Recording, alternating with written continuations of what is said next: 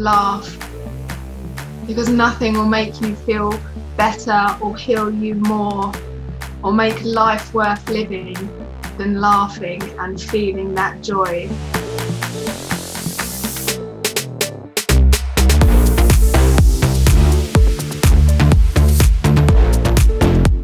Welcome to another episode of Bigger Than the Hustle, and today I've got a guest with me who was recommended to me by another guest who I've had on before, Satwinder Sagu, and you remember him. He's a super interesting guy, very motivational, and for him to recommend someone means that she must be awesome as well.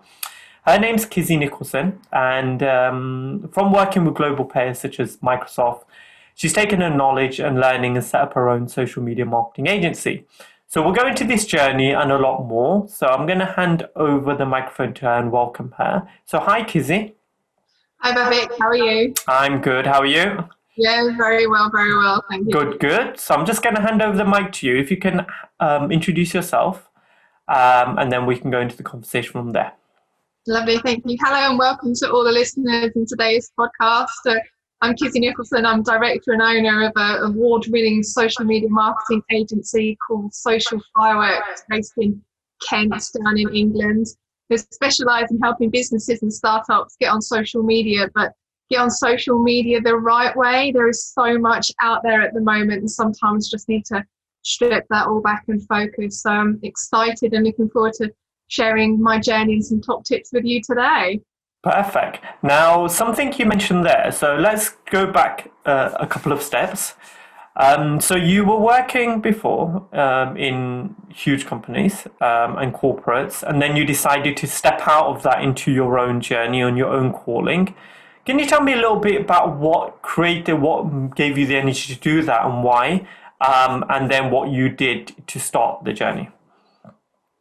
Yeah, absolutely. So my journey actually started with the big R word, which is redundancy. And for anyone who's experienced it, we all know how devastating and actually quite traumatic it is.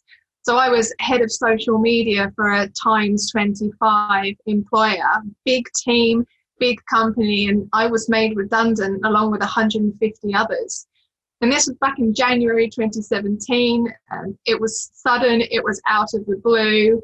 And after that, I remember I took a quick 4 weeks contract in another company in London to help them with their social media. But actually being put in a different environment with different people in a different area made me realise just how much knowledge I'd accumulated. So then I took the big leap and started up my own business, as one does when they've just had redundancy and they're all over the place and not sure what to do with themselves. Now, you mentioned redundancy. Now, if redundancy hadn't been on the cards, do you think you'd still be there in that industry, or do you think that would have happened anyway in terms of yourself as a person? Oh, that's such a good question. And I've actually asked myself that, like, would I have stayed? Would I have continued? And the answer would have been yes, providing the ceilings weren't put on me. One of the wonderful things that I loved about the role that I had was that the ceilings weren't there, that the company and the service director was very open to suggestions and us going for different things that hadn't happened before. But you have to have that in social media. And one thing that I now experience having my own business and my own team and clients is that there's no ceiling. So the world is my oyster, and that's something that I would find actually really difficult going back now into full-time employment. It's no ceilings. No, thank you. And the ceilings that you're talking about, are they political ceilings? So it's the people you know and how you progress within a company? Or is it more to do with these ceilings based on income or ceilings based on your role as an employee? Yeah, it's the ceilings in terms of getting the work delivered. So, for example, if we needed 50 new customers in a week, how are we going to achieve that? Okay, using Facebook, but we need to do that using Facebook live videos as opposed to Facebook posts. And rather than there being an approval hierarchy, like we must do it this way, that's the always way we've done it, there's no ceiling now. We can really look at the end goal. What is it? How do we get there today? By doing this.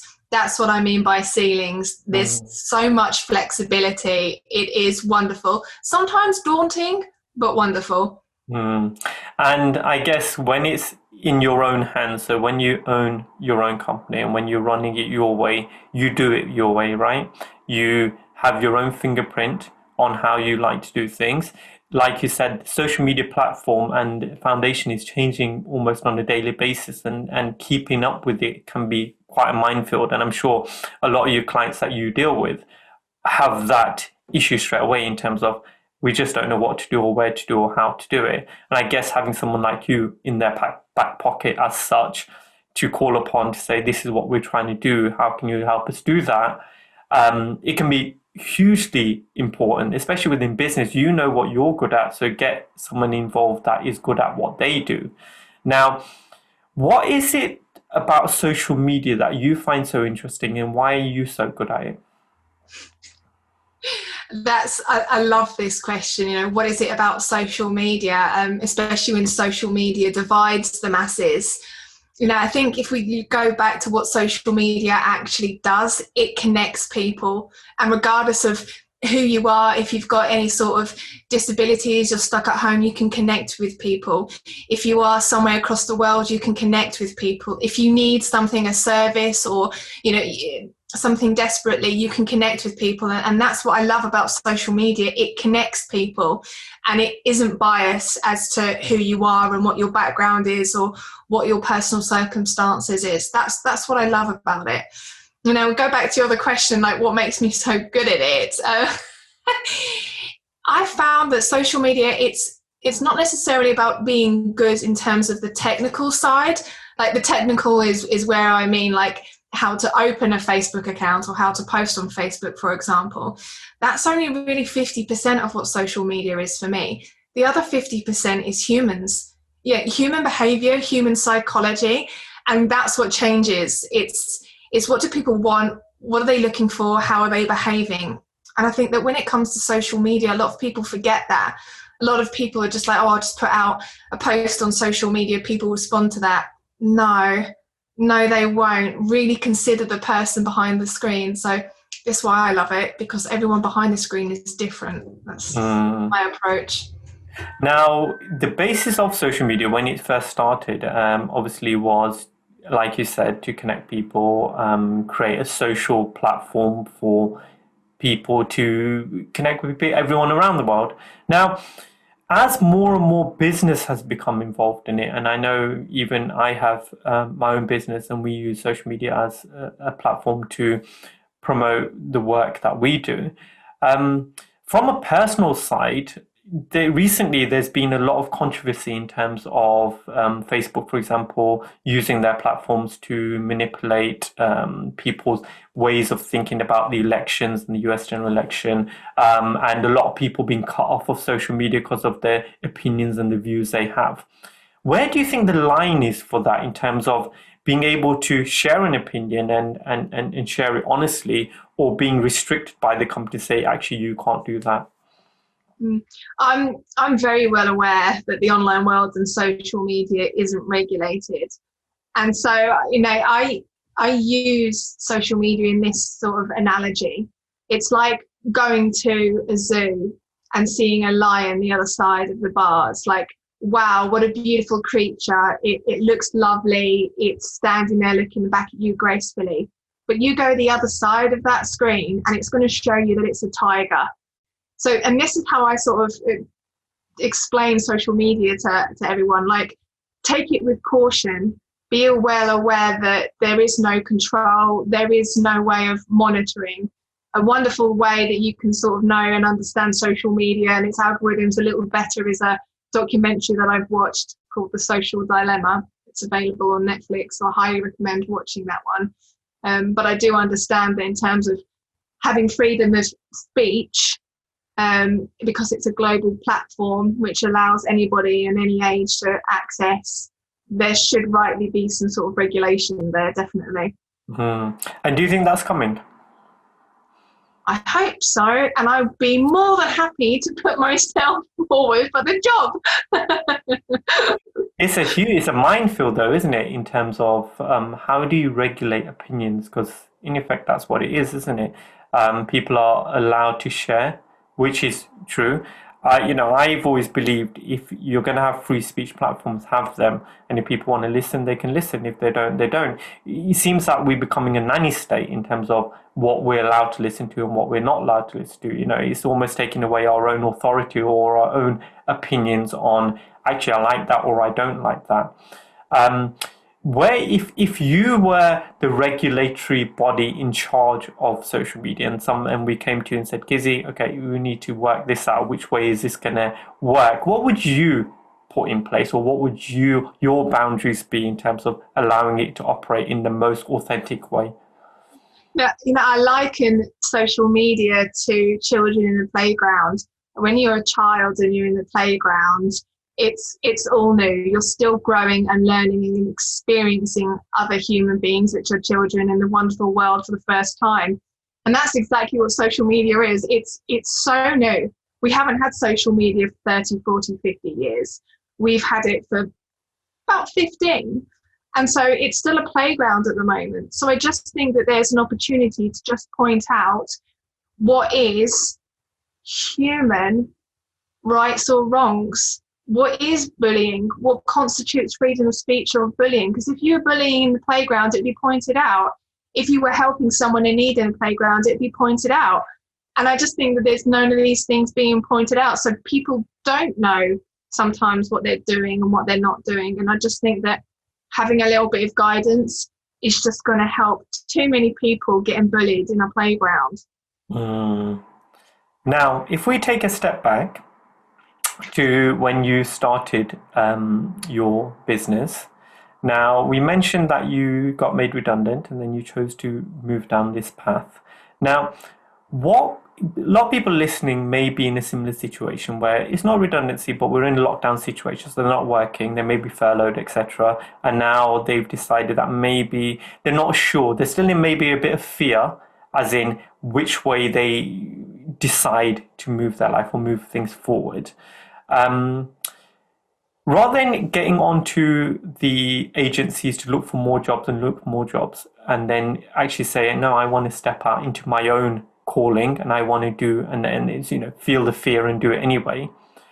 What advice would you give them so that they move into that direction to shine their light bright into whatever calling they have in their own business, as opposed to just staying into that same pool of people, just looking for more jobs when there's less jobs available? I've got 3 tips here, just to remind myself where I was back when I came out of redundancy in terms of starting Social Fireworks. So, number 1, just because you are good at something does not mean that you're good at business. I just want to make this really clear. So even though I was really good at social media, I didn't have a clue how to operate and start a business. That's really important. So number 1, I would say, just learn the key things that you need if you're going to go self-employed or start up a business. You need to have your finances in check. You need to know what marketing you're going to have, and you need to know what your product or your services or your packages are. That's what I said before. Secondly, stop putting it off, stop procrastinating. Stop saying to yourself, oh, when I have a website, then I'll go out and get clients. Or when I've got a business card, even though we're not having business cards, maybe in 2021, then I'll go for it. Stop making excuses.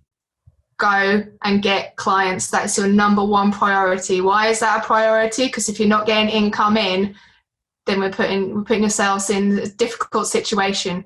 Go out and get yourself clients. Stop putting it off. Thirdly, look at your numbers. This is the biggest thing that I looked at. So how many products or how many clients do you need in order to survive per month? So this can stop you from thinking, right, I need a all or nothing company to be fully operational in the next month, versus, okay, I'm going to have a part-time job at the moment and part-time set up going self-employed, or I might have 2 part-time jobs while setting up going self-employed. Like, look at your numbers and what you need to achieve. Really important. And that finance thing is so important in terms of if you feel that you're under pressure financially and you need to earn because you have bills to pay and you've got home to look after, then I've always said that's the most important thing, really, because trying to start a business when you're under financial pressure is probably the hardest thing to do, because there's so much energy that's pulling you to just earn money, when starting business is that should be the byproduct of why you do it, not the reason that you do it. Because there are going to be times when things aren't going well in terms of finance, but you carry on going through because business is more important in terms of the service you offer and the offering that you give.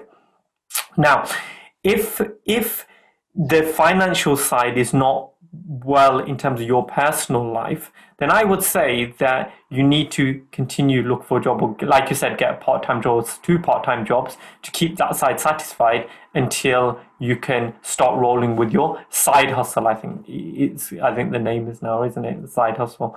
So I completely agree with this. Now, growing up, when let's go back to the young Kizzie. Growing up, who was the most influential person in your life and why? That's a question and a half. I feel like I'm being asked like a kid in a sweet shop, like you can have one sweet and one sweet only. I would say my most inspirational person was actually Michael Jackson, because Michael Jackson really was at the forefront of showing us a person versus an avatar. Who he was behind the scenes versus who he is in the screen was completely 2 different people. And even though clearly as a person he's got some sort of suffering going on, at the forefront he brought so much joy in his magic and his music and the stories. And that really inspired me, because as somebody growing up who, while I was at the forefront of the internet generation, as I was growing up, internet was just becoming a thing, as was having a mobile phone, and as was social media as I become a young adult. So even though I was going to school, and growing up with these, behind the scenes, I'm hiding a lot of sort of who I am back. And I just remember seeing this in Michael Jackson, and I just remember thinking, wow, if there's 2 sides here, then maybe there's 2 sides in everyone. And it's actually a sort of tactic that I've brought forward in social media. There's 2 sides to people. Who they put out in the screen is not who they are behind the screen. And this is something that I'm very well aware of. And it's extraordinary. And do you think that's, looking back at the veneer, so the veneer of a good life as you see on screen and the real life behind the screen, do you think there's now becoming more of a move towards authenticity in terms of trying to put forward the person you are, as opposed to just the fast cars and the big houses, etc.? It's more of a, actually, sometimes life is not great, and I can show you that there's certain times when things aren't going well, especially mental health as well. I think mental health is a huge topic, and I think a lot more people are sharing and being more honest about their situation because they find it can help more. What's your view on that? Oh, absolutely. There is a call for people putting out themselves more authentically. But I would argue that this call for people putting themselves out authentically has been there since 2018, 2019, 2020.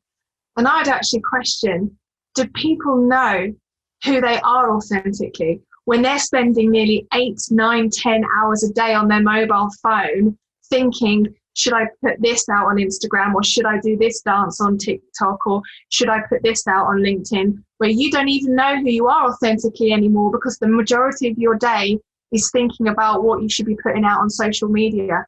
So I'm going to take that authentic argument and put one on top of that and say, do you know who you are authentically, or have you been spending too many of your days for the past weeks, months, years thinking too much about who you should put yourself out on social media? So now you're confused. And it's funny you say that, because I heard someone say something to me which made me really think. And he says, as human beings, we're not who we think we are. I'm not who I think I am. I'm not who you think I am.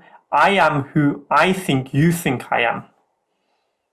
Yeah, Yeah. I've heard this. And I thought that's so true in some cases, isn't it? It's like, how do I think Kizzie thinks I should be, and I'm going to be that, right? And Absolutely. There's a wonderful task that you can do. I don't know if you've heard of it. It's called the Johari window. okay, So you take a piece of A4 paper and you divide it into 4. In one box, you write who my friends think I am. In another box, you write who my colleagues and team think I am. In another box, you write who my parents think I am. And then in the other box, you write who I think I am. And then it comes back to this point where you just said, I think that you think that we are, that he shares. So I would strongly encourage everyone to take a moment and do a Johari window. and have you done it? Yes. And I'm sure that's so interesting, isn't it? It's really interesting, must be. Yeah. And also, do you know what's quite interesting is then if you do that exercise, so if you say, okay, who my parents think I am, and then you actually ask them and then compare it, that would be even more interesting, wouldn't it? Because then you actually get a real opinion about that, whether they tell you truthfully or not, I'm not sure. Johari's coming into 2021. That's brilliant. I'm actually going to look that up. Actually, I think that is a brilliant exercise, and it's always good to have these introspective exercises, isn't it, where you think about these things? Because, like you said, there's so much of life where we just keep going. And I think COVID has brought about a real blessing in terms of slowing down.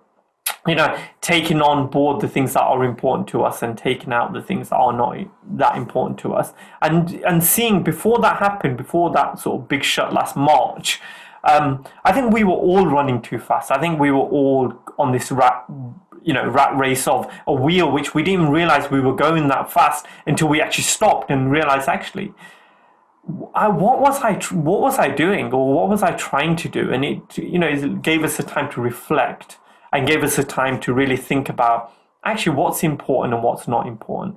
And then moving forward, hopefully we can keep those ideas or keep those thoughts with us as we move forward and shape our lives to the way we want them to be, as opposed to the way it was just heading because we felt we had to be that way.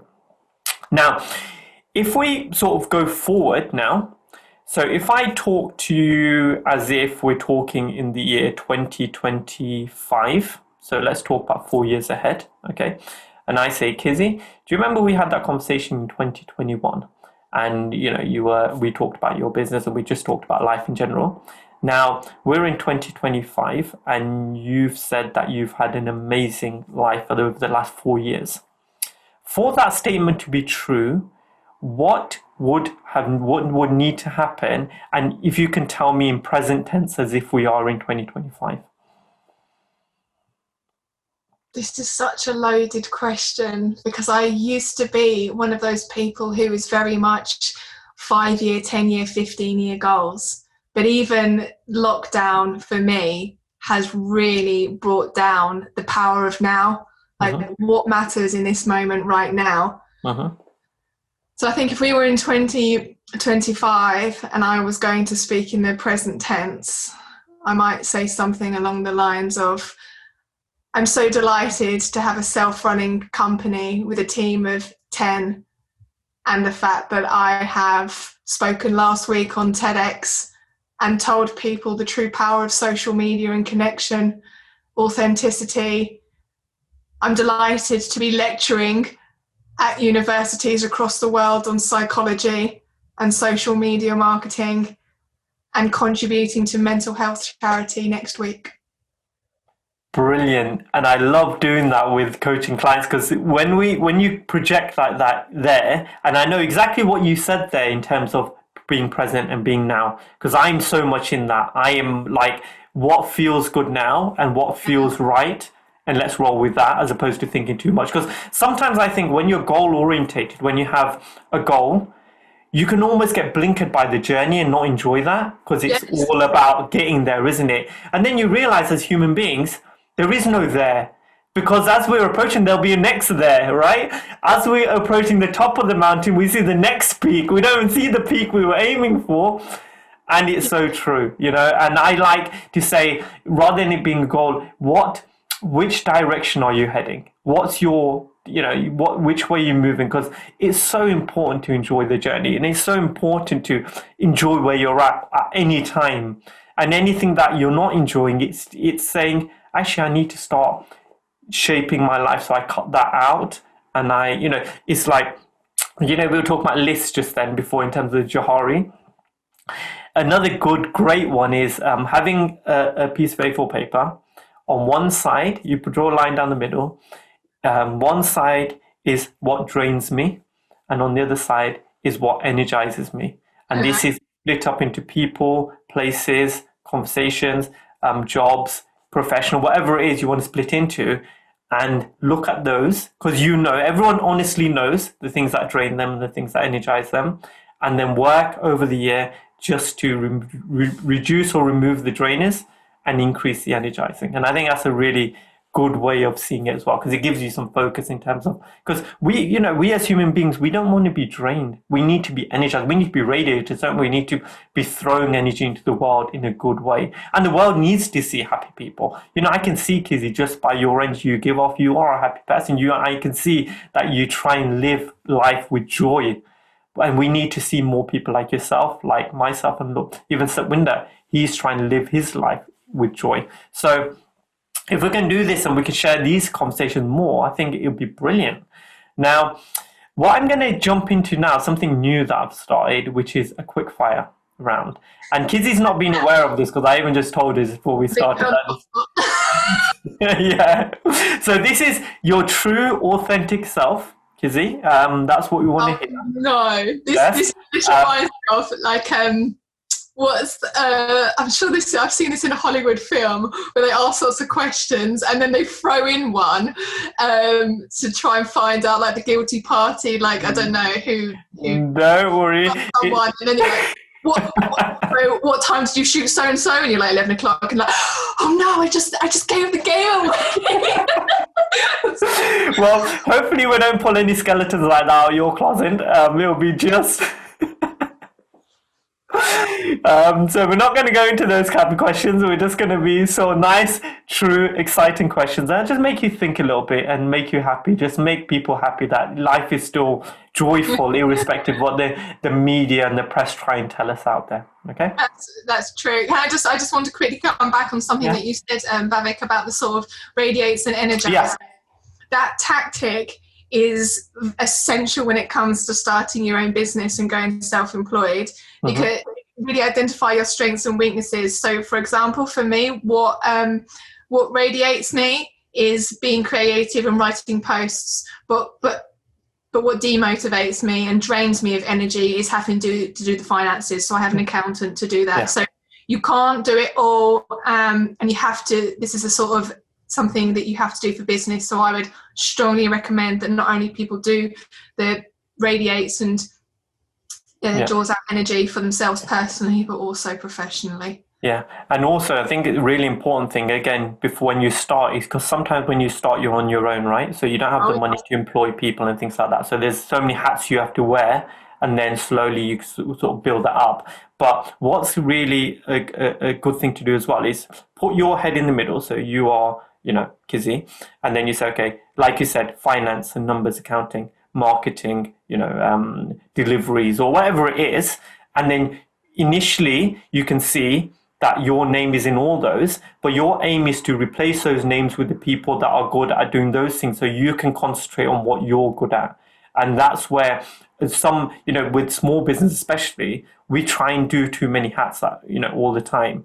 When really, if we can just concentrate on what we're good at, so I am good at, communicating with people, seeing clients, seeing customers, let someone else deal with the numbers, let someone else deal with the marketing, let someone else deal with social media, so I can just carry on being. So therefore, if I'm good at that, I can bring more money into the business doing that, and then I can employ the people that are good at what they do, rather than me trying to save costs and wear all those hats together. And I've learned that maybe the easy way, the hard way, but I know 20 years in business, that's one thing I would say to anyone from the start. You might not be able to do it from the start, but always have the idea that this is the thing, these are the people I need to get in when enough money starts rolling in.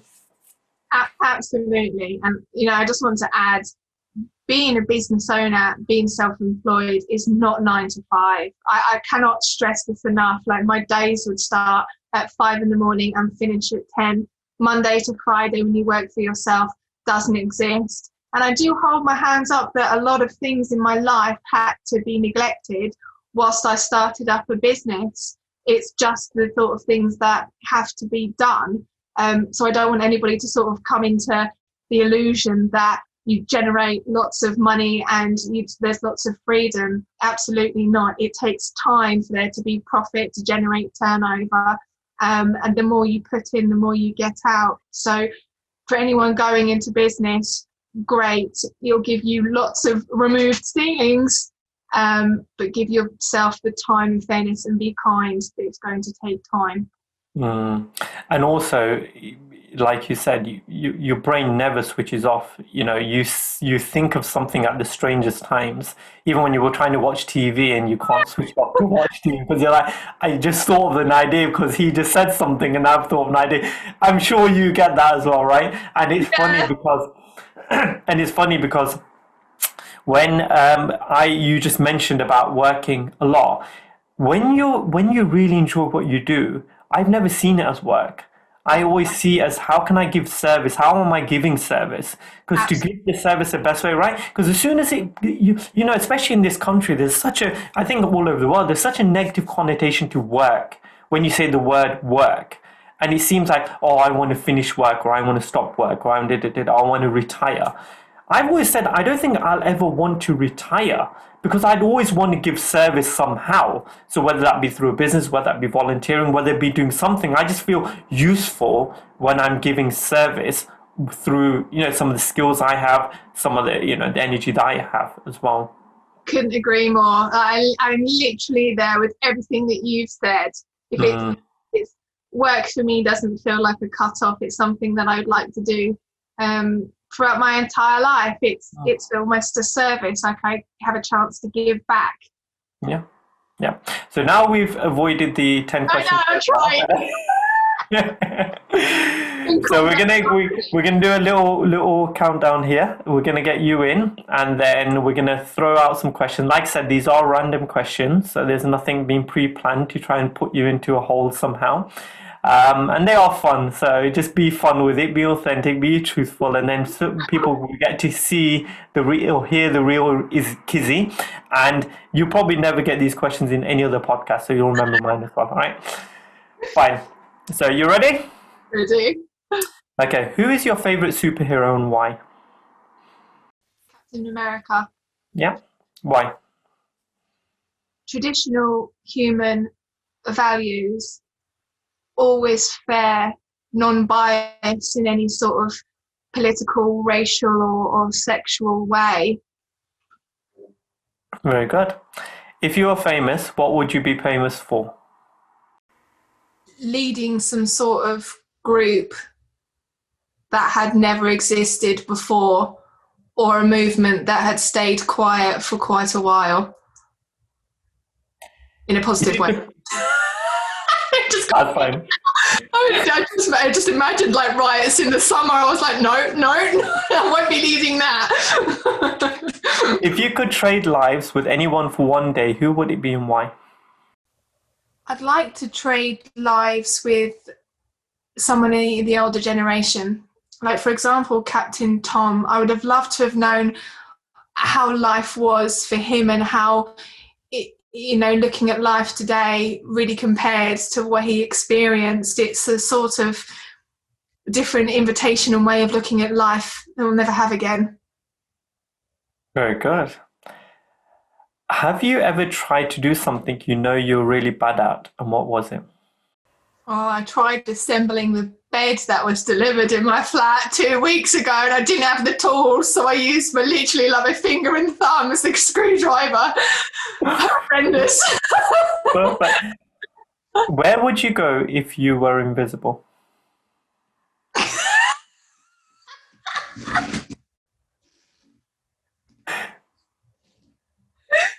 Oh no! Yes, say it. I'm actually crying with laughter. No, I can't answer that one. I've actually gone red. Look, I've actually gone red. That crazy thought process that just happened in the. Listen, right? This. I don't even need to answer that one now, because if anybody's watching this, you're going to see the colour I've turned, which is the colour of. The only reason why I'm laughing is because this is a question that. I went to an all-girls school, and we did sort of ask ourselves this question. And the reason why we asked ourselves this question is because when it came to the PE lesson, it was always like crazy. So we always wondered what it was like in the boys' changing rooms. So I think that's my answer. Oh no! There you go. It's all coming out now. Because literally my face is giving it away. If you have one, what is your favourite hobby? Or pastime, or things you like to do in your pastime? I'm a big petrol head, so I like cars. I like going to car shows. I like going to car events. I like reading car magazines. I like watching YouTube and reading reviews on cars. I'm part of lots of car clubs, car forums. For me, it's cars. Okay, and then a side question off that one then is, if your personality was a car, which one would it be? I think it would have to be a Ford Cosworth. It's just classic, old school, yeah, power, muscle car, right? And everyone's like, I really wish I had one. I really wish that I could, and they're rare, something like that. The old Cozzies, yeah. Yeah. And the final question: if you could write a book about your life, what would it be called? I think it would just be called my name, because there's so much. I think everyone's story is so unique. It should just be called their name. I have written a book. It's actually with a publishing company at the moment, but the book that I'm writing and have written, it's titled Breaking into Business Without Breaking Yourself: How to Have a Successful Business Post-Lockdown. Perfect. So that's a perfect title for right now. So anyone it's funny you say that, because I'm in the process of writing a book right now, and I'm going through that. Congratulations. You haven't got enough on your plate at the moment. What I actually did was, because I wanted to make it happen, I get up earlier. So I get up at 5 and I write, and that's every morning. 5 till 6, I write, because no one's awake. That's my time. No phones on, no emails, etc. And every morning, Monday to Friday, I don't do weekends. Monday to Friday, I set my day off that way. And I found that you can progress quite a lot just by having that, even 1 hour a day, if you just dedicate it and just say, that's all I'm going to do during that time. So I'm going through the whole thing because I did the old-fashioned way. I don't know if you did this. Did you type or did you write? Actually, the first time, when you're taking your ideas onto paper, did you type it or did you write it? Wrote it, absolutely. So I sat in the garden and just let it flow. So I have a full journal of pencil notes. And I think that's the best way. You let it flow. And I love that visceral. It's a visceral feeling, isn't it? That pen and paper, the old school, letting flow those. And I think what's quite nice is that you get time to think as well. So when you're writing, you're thinking about certain things, and you have to almost slow down to make it happen. And now I'm in that painful process of getting onto computer. So my son taught me Google Docs with voice typing. So so yes, coming useful. Right, now if we have to credit Google when you publish this, thanks to Google Docs. This book now exists. It's true, and I will thank you for acknowledging that. Now, as we head over to the end of this podcast, Kizzie, just a couple more questions I'd like to ask you, as a little bit more of an insight into a deeper you and how you think. So now we're going to fast forward 100 years into the future. You've done everything you've wanted to do. You've made a huge impact in the world, and now we're in the last moments of your life. You don't have enough energy to speak, but you have enough energy to write 3 words. Those 3 words have helped you, resonate with you, and they've helped you all your life. Now, and by sharing them, you hope it will help the people that are listening today. What would those 3 words be for you, and why? Adapt, because nothing stays the same. Be kind, because it's a game changer in life for both yourself and those around you. Laugh, because nothing will make you feel better or heal you more or make life worth living than laughing and feeling that joy that comes from a good belly laugh and smiling from cheek to cheek at something that's brought you so much joy. And it's so true. And I think, especially now in this situation that we're in now, all three are so relevant, aren't they, in terms of adapting and just laughing, because we are going to get through this and we're going to come out the other side, and life is not going to end, and we're just going to have to adapt and become new versions of ourselves, and hopefully better versions of ourselves through this. So yeah, and I remember you talking about laughter. You remember as a child when you'd be with your friends or your cousins and they'd tickle you. You do, and I remember you having that done, and he was like, nothing beats that emotion of laughing so much that it hurts, right? It hurts. That's what life is about. And this is the thing, that people and lives matter. It's when you laugh, you feel good, and when you're with someone else and you laugh together, that feels good. And don't underestimate for yourself how much laughter can heal you, but also don't underestimate how much value you have by being with somebody else and making them laugh and you laughing together. Like it's pure medicine for the soul. It is. I 100% agree with that. And also, it reminds you that life is not that serious, is it? Like, we can have a heavy burden of life on us, and just by laughing, it lightens the whole load, doesn't it? So, brilliant. No, thank you for that little reminder for everyone. You're welcome. Thank you for inviting me today. No, there's one last question before you go. Oh gosh, I'm ready. I know you're trying to catch me out. No, not at all. I won't do that, Kizzie. That's for another podcast where we're going to call it the Let's Catch Kizzie Out podcast. Now, this podcast is called Bigger Than the Hustle, and right now you're bigger than the world. So you're connected to 7.58 billion people on this planet. They can hear everything you're saying. They understand what you're saying. There's no language barrier. They're all conscious and awake. Now, if I handed this mic over to you for the next 30 seconds, what would your message be to the world? If you've done what you've always done, then you're going to get what you've always got. Let go of any resentment or anger that you have towards anyone. It will weigh you down. Forgive others and forgive yourself, because by forgiving, you get to give up your resentment, bitterness and anger, and take your power back and start living life again. Brilliant. And that's a brilliant way to end our podcast. Thank you so much, Kizzie. Thank you for agreeing to be on here. Thank you for sharing your time. Thank you for recommending you as well for coming on. And just want to acknowledge your authenticity, being the honest you. And I think that's the way we're going to get the most out of any conversation, where we can just be our truthful selves. So just before I go, is there anything else you'd like to say?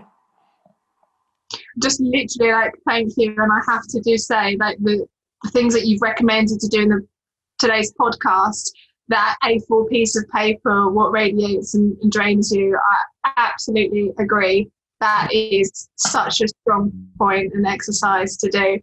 I think that this podcast is absolutely wonderful. I must say that the questions that you've designed and asked really do pull out any hidden depth. So now I'm really intrigued.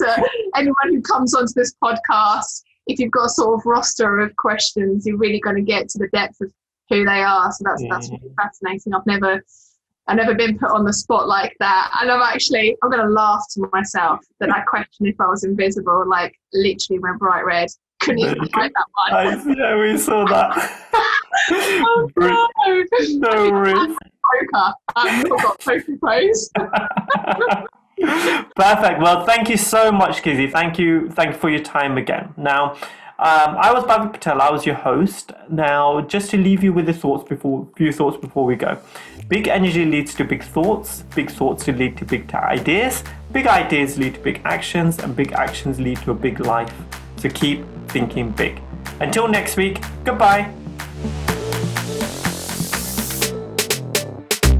just think we all need to lighten up a bit, right? I mean, we've got one chance, one shot in this world. Like, why not have a blast along the way?